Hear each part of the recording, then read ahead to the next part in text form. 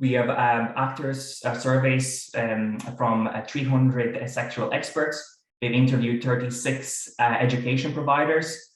We have looked at over 300 blockchain jobs, consulted 120 ENT offerings, and examined a variety of blockchain-related communities in Europe and across the world to gain insights into the blockchain field and to look at the skills needs that are currently in demand and what is actually supplied. So there's a lot of work gone into this to get a most accurate and reliable picture that we can on blockchain skills in Europe. So I will comment briefly on our findings on the blockchain skills demand.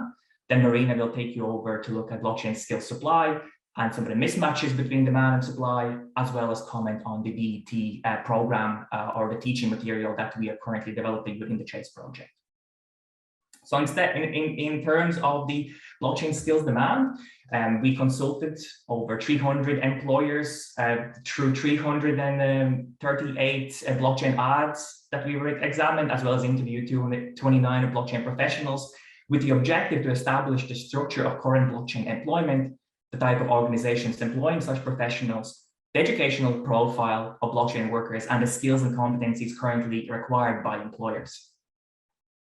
We find that most blockchain-intensive industries are the ICT, financial services, education, and lately gaming area has also developed, it has been growing in terms of blockchain adaptation. Firms that recruit blockchain talent are mostly blockchain service providers. In terms of occupational profiles, these mostly align with blockchain developers, blockchain engineers, as well as blockchain managerial roles.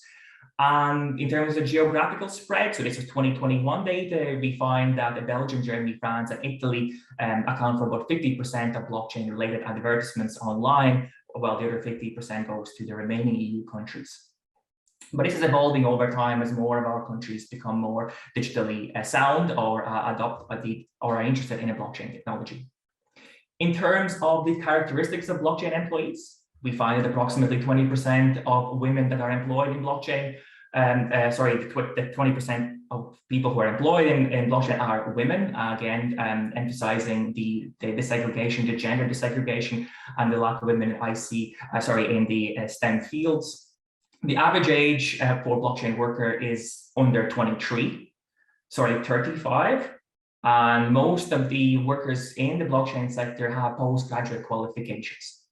However, employers do not tend to focus entirely on academic qualifications when hiring blockchain professionals. And we find that over a third of new jobs appear to be open to new or inexperienced labor market entrants with either no or up to 3 years of experience. So these blockchain employees are quite rare, and therefore the specifications, the academic credentials at the moment are important. Employers have highlighted their importance, but they do not demand them to the extent that they would in other fields. In terms of blockchain skills demands by employers, so this is what the employers are currently looking for in their workers. These are grouped together in technical skills, business skills, transversal skills, and there's a huge list which I would refer to our full reports available on our CHASE website. But for the purposes of this presentation, the most important ones in terms of technical skills are coding, engineering, front-end, back-end, and design skills. For business skills, management, marketing, finance, product development, and design skills. And for transversal skills, they would be self-competence and cooperation, responsibility, product teamwork, and communication. And we find that 40% of job adverts contain at least one of the most commonly requested technical, business, and transversal competencies. And over half of firms surveyed reporting having experienced recruitment difficulties, mainly due to the lack of skills in this sector, and more specifically on blockchain development. So that I would like to conclude the supply or the demand side, blockchain skills demand, and I'll pass you over to Marina, who will look at the blockchain skills supply. And I would like to let you know, and Marina as well, that whenever I'll keep sharing the presentation. So whenever you want to move over with the slides, just let me know and I'll move over to the next one. Thank you, Klavs. Hello from me. Like said before, my name is Marina. I'm from DHBW, and we connected all the different findings from our blockchain skill research. And now I want to introduce to you our blockchain skill supply. So on the next slide, you can see we had an overview because we looked at 120 different blockchain online courses and 17 different communities. So first of all, I want to talk about the different blockchain courses. To give you an overview, on the left side, you see that most of the blockchain courses we had a look at, they had mostly no real certification. They had mostly certification of attendancy. The duration was between 1 or 6 days and 15 weeks. Most of the study modes were in distant learning, so we had just a few classroom-based learnings. The target group were mostly the general audience, so it's a specific blockchain introduction course, or it was ICT professionals.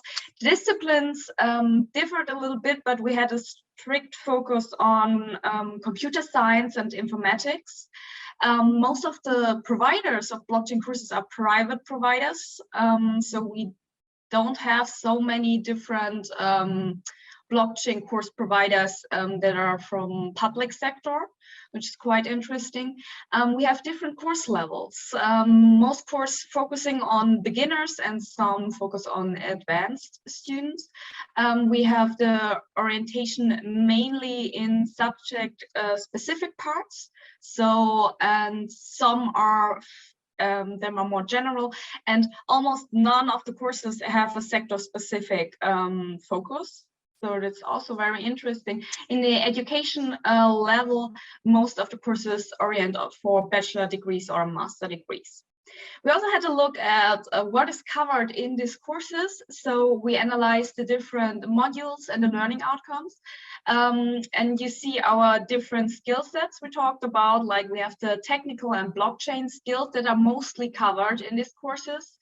Not so much with the professional business skills or the transversal future skills, as you see below, because most of these courses are really technical oriented and do not cover any business skills or transversal skills. On the next slide, we have a look at our communities. So we know that most of the different blockchain professionals do not have formal education in this area. So they look into communities and forums and see what is discussed here and how did the people that are already blockchain experts educate before, and which ways did they go. So we had a look at the different communities, and mainly at 3 different social media platforms. Number 1 was Reddit, then LinkedIn, and then Facebook with different groups. We also had a look at the topics that are discussed in this on these different platforms and in these communities. And we have again a focus on technical and blockchain skills, a little bit also on professional business skills, and almost no focus on transversal future skills. Maybe it's good to mention here that transversal future skills are one of the main skill sets that are important for all the different blockchain roles we have identified in our blockchain skill demand. So on the next slide, I want to give you an overview what we will do next with these findings. So yeah, I think we can go. Yes. So we already have some curricular recommendations, because as we said in the beginning, we want to introduce a 5-semester course for blockchain experts, and we have this we have identified these 3 different roles. So you see below the blockchain developer, the blockchain architect, and the blockchain manager. And all these 3 different roles have specific specializations, and we try to cover them in different modules. At the moment, we design 12 different blockchain modules, and we want to have these different direction I want to show you here. So all of the roles should be covered in transversal skills. We have some technical basics and business basics that are also important for all three roles. Then we have the technical specialization in blockchain for the developer and the architect. The blockchain architect is more conceptual role, so they should be more focusing on conception and use case development, while the blockchain developer is more focused on engineering and developing. The blockchain manager on the other side focus on strategic business management and operational business management. This is also in line with the architect and the developer, because the architect is more on the strategic side and the blockchain developer more on the operational business side. Yes, so on our next slide, we listed all our key learnings from our skill research. So we could see in the beginning, we would try to have an overview of all the different strategies we have in the EU. And there is really a lack of national EU-wide funding strategies and regulations in the blockchain sector. And this brings a lot of uncertainty to the industry, because they don't know what will change in the next years. So this is really a barrier for future innovation. We also found that industry and sector-specific knowledge is becoming increasingly important and is almost not covered in any of the courses. Also, the blockchain jobs are almost exclusively related to ICT jobs in the past, but nowadays there is increasing demand for blockchain experts in business, in finance, or especially in the legal background. More than half of the companies we surveyed said they have recruiting problems because they have a lack of qualified applicants. Also, transversal skills are very important in this dynamic working environment, but they are almost not taught or not focused on. So this is also something to keep in mind. And we also figured that the education providers need to work more strongly with the industry, because blockchain is something that develops in the industry and not in the education area. That's also the reason why we work closely in this project together with industry partners. Yes, and now in the end, you are welcome to scan our report, or you can make a screenshot and scan it later. Maybe we can also send it in the chat after the presentation. And on our last slide, you will find all our social media channels. So we are very happy if you follow our project. We will have a lot of interesting new upcoming reports in the next month. And of course, also have a look at our Chase Blockchain Skill website. Thank you very much. I give my word back to Klavs. Thank you so much, Marina, and thank you very much for joining into the conversation. So we have just under 10 minutes to continue with the discussion on the blockchain area and in terms of teaching. Before we do, this was a glimpse of, as Marina mentioned, this was just a glimpse of what the Chase project is all about. We'll put in the chat the Chase website, where you can find all of our publications to date and for the continuation of the in foreseeable future, as well as I would like to advertise that we have a blockchain skills conference that has been organized by the ESRI. As well, I'll put this in the chat, and that will dwell deeper into the blockchain skills across Europe and provide the future that's ahead of us, and some more information on the use cases as well of blockchain. So it's a very interesting conference, and it will take place on the 1st of June. I'll put in more information into the chat in just a few moments.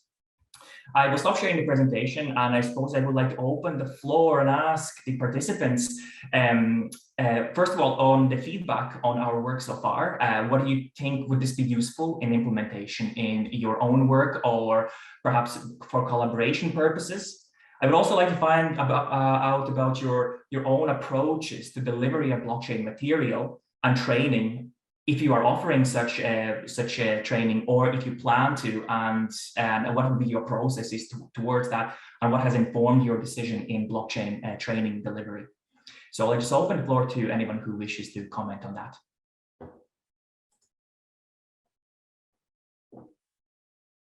as we know, that the blockchain area is still growing. It's widely expanding, and there, as we found out from our research, there's not too many tertiary courses available. But from the VET side of perspective, there are some courses that are offered, and if you have any inputs in that, that'd be great to hear from your side as well. Susan, yes, please. Hi, Klavs. My name is Susan Marina. I'm from the Munster Technological University in Ireland, and I suppose I'm actually just recruiting for a project that MTU have funded, and it is to look at the whole area of blockchain and try and grow it within our organisation. So in particular, I suppose, in the engineering, computer science related subjects, but also more broadly across our business, arts and humanities. And I suppose even in terms of trying to recruit for that position, I'm finding it difficult, you know, because there aren't the experts out there. But I suppose this is one initiative we're looking at within MTU is trying to grow this blockchain education, innovation and research ecosystem. So it's a 3-year project. So hopefully I will be starting in September, and it would be great. I've been following the Chase project closely, and Chase along with ANAPA are great sources of how we actually need to look at education. So just from my perspective, I wanted to say thanks for the great work that you're doing, and hopefully I'll have something to contribute from the MTU side in the near future. Thanks. Thank you so much, Susan. Yeah, it's very nice to work with you as well, and knowing that these blockchain courses are on the rise, they're being implemented there. Due to the popularity of them, it's very good, and we'll look forward to hearing more about how the course develops and you know, work in future as well in this area. Thank you so much. Thank you. In terms of, is there any other questions perhaps on the delivery or planning to deliver on blockchain related courses?